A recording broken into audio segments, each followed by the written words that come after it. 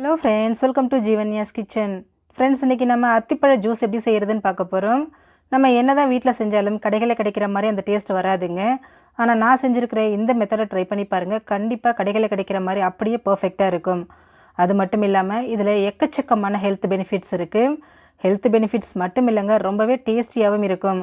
இது எப்படி செய்கிறதுங்கிறத பார்க்குறதுக்கு முன்னாடி நம்ம சேனல் ஜீவன்யாஸ் கிச்சனை மறக்காமல் சப்ஸ்கிரைப் பண்ணி பக்கத்தில் இருக்க பெல் சிம்பிளையும் கிளிக் பண்ணிக்கோங்க. நான் இன்றைக்கி 2 பேர் குடிக்கிற மாதிரி ஜூஸ் பண்ண போகிறேன். அதுக்கு 2 அத்திப்பழம் எடுத்துருக்கிறேன். இது நல்லா பெரிய சைஸாக இருக்கிறதுனால 2 எடுத்துருக்குறேங்க.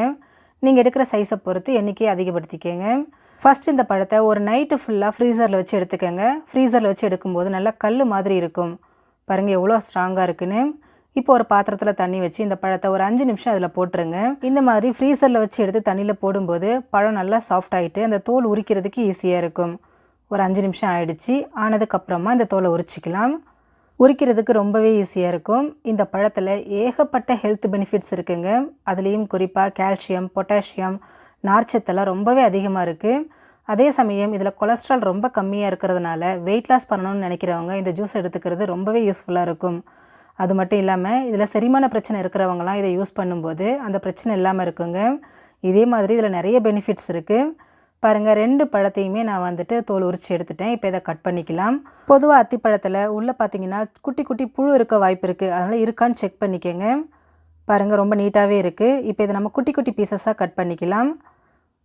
பழம் ரொம்ப சாஃப்டாக இருக்குங்க. அதனால் கத்தி வச்சு தான் கட் பண்ணணும் அப்படிங்கிறதுலாம் இல்லை, கையாலேயே பிச்சு போட்டுடலாம். பாருங்கள், கட் பண்ணியாச்சு. இப்போ இந்த பழத்தை அப்படியே ஒரு மிக்சர் ஜாரில் சேர்த்துக்கோங்க. கூடவே கொஞ்சமாக ஐஸ் க்யூப் சேர்த்துட்டு ஃபஸ்ட்டு அரைச்சி எடுத்துருங்க.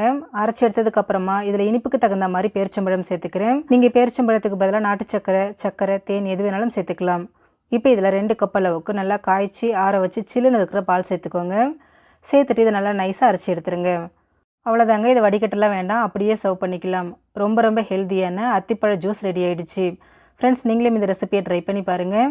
இந்த வீடியோ பிடிச்சிருந்தா லைக் பண்ணுங்கள், ஷேர் பண்ணுங்கள், கமெண்ட் பண்ணுங்கள்.